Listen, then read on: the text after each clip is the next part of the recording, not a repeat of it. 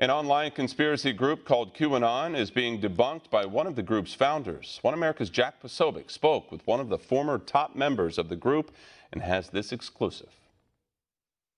For the past 10 months, an online movement has been picking up steam in America and has moved from online forums to Reddit to Twitter and to YouTube. It leapt from the little screen to the big screen when people began showing up at political rallies wearing shirts and waving signs that carried the name of the movement, QAnon, or simply Q. What is QAnon? Where did it come from? What is its purpose? And most importantly, who is Q?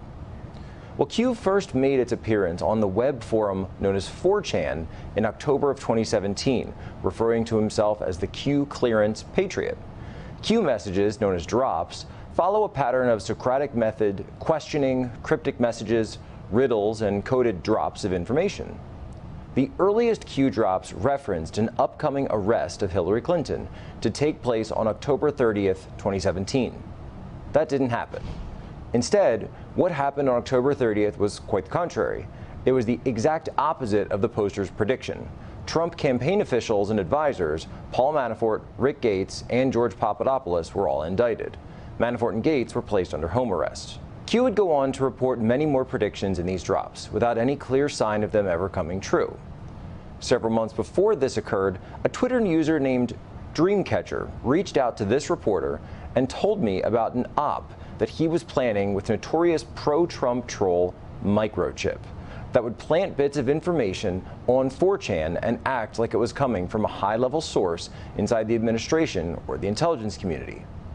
That later became the QAnon operation. I obtained chat logs from the two at that time in August of 2017, which back up their statements to us.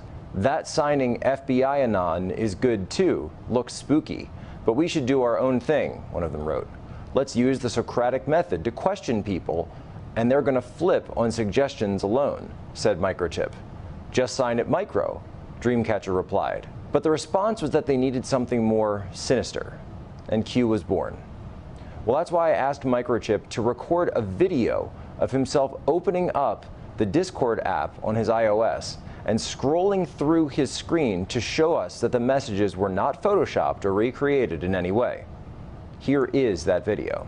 I also interviewed Microchip to hear his take on the why and the how he created Q.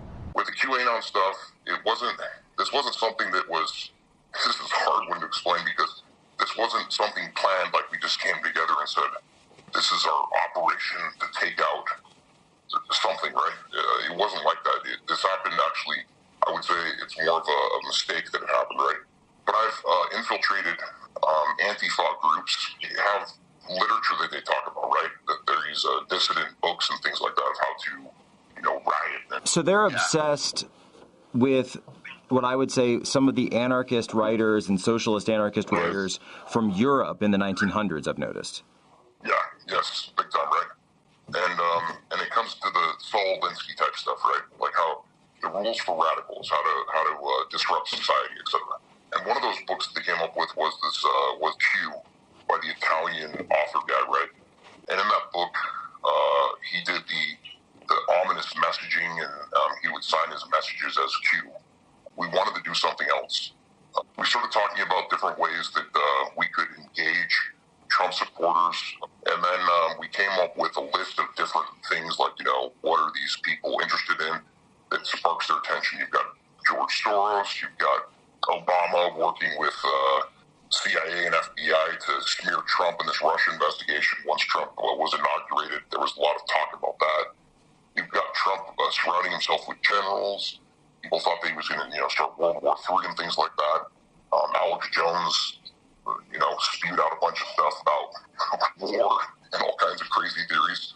And so this was what was getting Trump supporters excited. We put together a list of different questions that would spark people's attentions or different items.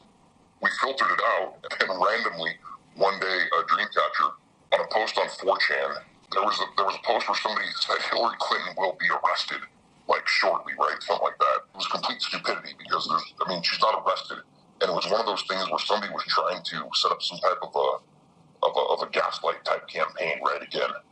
And so, because we've been talking about this stuff, Dreamcatcher went to the next level, and he took that whole snippet and he added that she'll be arrested at this specific time within the next few days or something, right?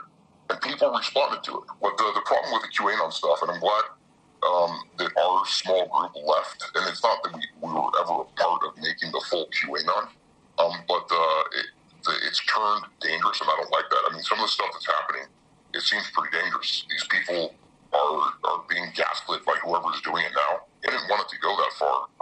It was like this was meant to be just like a small unifying factor, just like the petition, right? Something quick, easy, done, out the door.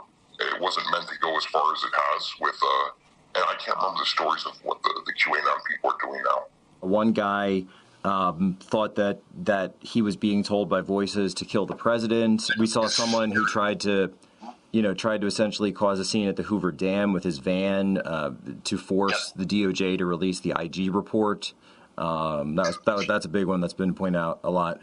None of the stuff that we would ever troll on is supposed to go that far. It's meant to be funny to get people's imaginations going. Point is people are being exploited by others who are cognizant of that whole process within Trump supporters' minds, and they're being used. And I feel terrible about that. Part of the reason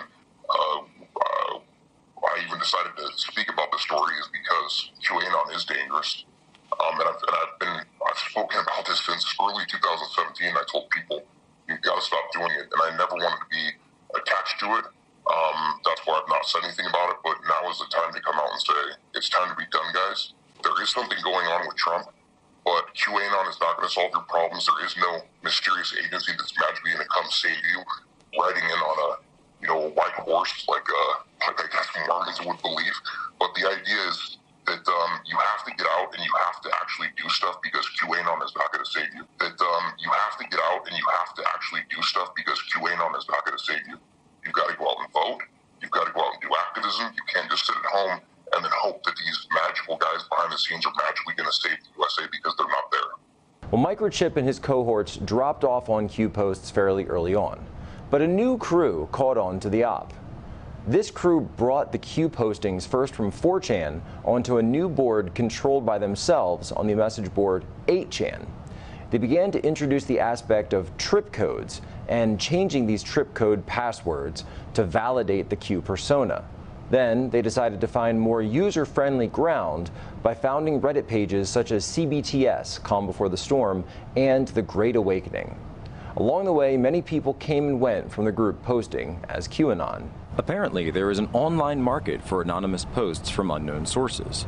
Thousands of dollars have been made by the professional Q decoders, while others turn the movement into a cheap buck by profiting off of merchandise and paid mobile apps. The people currently making the most money off of Q appear to be the Patriot Soapbox group. Numerous times through their user, Pamphlet Anon, he has revealed himself to have had access to Q's trip code passwords and has even accidentally posted as Q while logged in on 8chan via live stream. He also once, embarrassingly, was caught claiming a post was from Q that did not contain the actual trip code validation. Not that hard to figure out how he knew about the post when no one else did. He recently set up an LLC out of his parents' house to take in more donations from Q followers. Recently, both Sarah Huckabee Sanders and Sean Spicer have been asked to confirm if Q was a real source. They both flatly denied that there was any truth to the posts. For those who followed this online movement, this information may come as somewhat of a shock, but hopefully this information will be seen as a helpful reminder to question anonymous sources on the internet and to remain skeptical of claims when events and situations take other directions, as has been the case here. While the people involved in this movement may have begun posting as Q for whatever reason, the fact remains that people did enjoy these posts in this form of information. And perhaps that can be the starting off point for a new series of riddles and puzzles and a new type of information system. There certainly appears to be an interest in it. But from the start, whoever ends up running it should always be open, honest, and truthful about who they are and what their motives are. Jack Posobiec, One American News.